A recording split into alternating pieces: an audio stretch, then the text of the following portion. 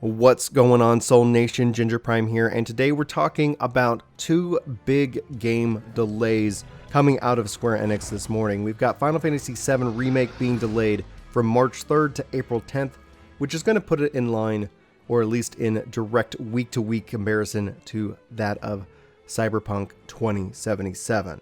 Personally, this doesn't impact me that much because with a dead PlayStation 4 and just waiting for the PlayStation 5 with backwards compatibility, I was planning on, this game was already somewhat delayed for me as well. I don't know what this overall impact will be in terms of its exclusivity. It's been said that they have a year exclusivity with Final Fantasy VII Remake on the PlayStation before it comes to other consoles or perhaps PC.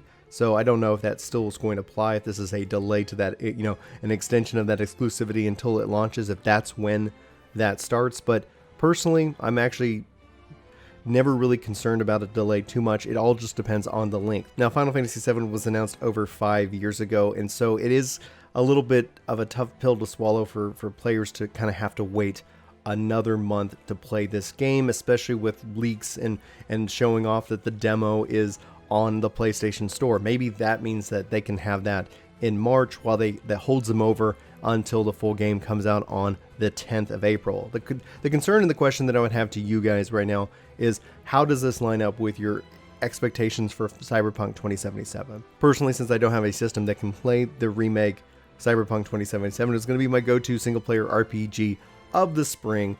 Been really actually interested in that game in and of itself, just looking forward to kind of playing through the story, especially with all the hype over CD Projekt Red, Netflix Witcher, and the game, just The Witcher 3, obviously just exploding due to the popularity of the Netflix series. So it's really cool to see all of that in tandem. But how do you feel right now with Final Fantasy VII going head-to-head with Cyberpunk, two highly anticipated, high-quality RPGs that we are aware of and we're following? Chris over with my buddy over at Work to Game is planning on playing the 7 Remake, so I was planning on playing Cyberpunk, and that's kind of the plan, and it still exists. In this case, I think it's going to be more back-to-back, so it will be cool to see how these two kind of, shape up. Like, were people excited because Cyberpunk obviously coming to multiple systems, and Final Fantasy VII Remake obviously having that year of exclusivity. But also in relation to that, we have Marvel's Avengers being delayed to September 4th out of its May time slot, thus missing these crucial summer months for this game to really develop. Now, I actually think this is a better delay as well. If they said it was a year, that would be even more concerning. I've had my personal reservations about Marvel's Avengers game, namely because I don't feel like we've really seen enough. I think when these games as a service launch, obviously they're targeting the MVP, the minimal viable product, which gamers, especially enthusiastic gamers like myself, tend to get really frustrated at, because you really want that full product and it has to come with time.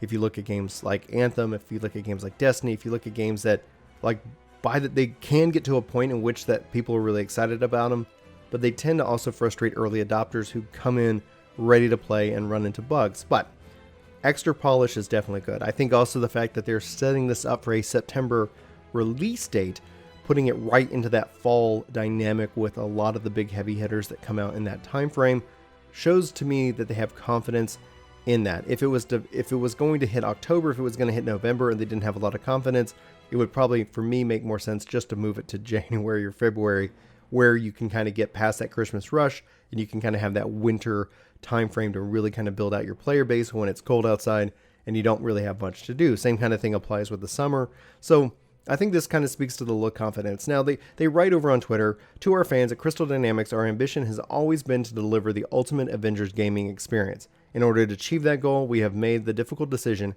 to move the release date of Marvel's Avengers to September 4th, 2020.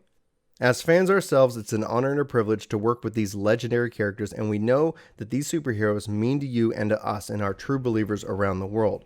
When we set out to bring you our vision for Marvel's Avengers, we committed to delivering an original story-driven campaign, engaging co-op, and compelling content for years to come. To that end, we are going to spend this additional development time focusing in on tuning and polishing the game to the high standards our fans expect and deserve. The worldwide teams working on Marvel's Avengers sincerely appreciate the support that you've shown us, and we thrive on your enthusiasm and feedback, and we can't wait to show you more. We do apologize for the delay, and we're confident that it's going to be worth the wait. And that's actually really interesting, because imagine in a world right now where everybody is just kind of burnt out of this MVP, if the question was why don't you have the courage to delay the game and make it better? You knew that it was going to need patches, and especially coming from Square Enix, and especially with the lessons they've learned with Final Fantasy XIV 1.0 to 2.0, and especially with a property as big as Marvel's Avengers with that Disney relationship. Honestly, this speaks volumes to me as a fan and as a player, and obviously I'm rooting for them. I'm always rooting for devs to deliver the best products possible, and if this ends up being a better game because of this delay, hopefully other studios take note. Hopefully more studios get on the delay bandwagon and delay until it is ready and a good product that people can be both proud and excited to play, and publishers cannot have to sit here and stress that relationship, that trust building that we have between fan, publisher, and developer. There's a business aspect to this. We've talked about this numerous times, and you cannot delay a game indefinitely, and you can't also have these 10-year projects from announcement to release. That's why with the Final Fantasy VII Remake, the fact that that is not a 10-year project from when they announced it to when they deliver it, it's a 5-year project. That's at least a little bit better. Obviously, they had some development struggles with that game, and I think they're going, and I hope that they knock it out of the park. Final Fantasy VII is such a pivotal and iconic Final Fantasy game that I really want both new players and fans of the original to really be excited about it. That's my hope for that. That's my hope that everybody this year in 2020 can just have an incredible gaming year altogether. But those are my thoughts. Obviously, we can explore this idea more, and we can talk about this more in upcoming videos. Let me know what your thoughts are in the comments below. Let's have that conversation. Were you planning on picking up both games now? Final Fantasy VII Remake, Cyberpunk? Are you interested in the Avengers game, or are you, like me, kind of like, let's see what happens. Let's see what happens when we get to go hands-on with this game, because you think about it, it could be just something truly revolutionary, or it could just be something where, you know what, it's just kind of one and done and you move on and you enjoy the story and whatnot. So ultimately, I can't wait to see how it all comes together. I've been looking forward to it, kind of a real good Marvel game since this was announced many years ago.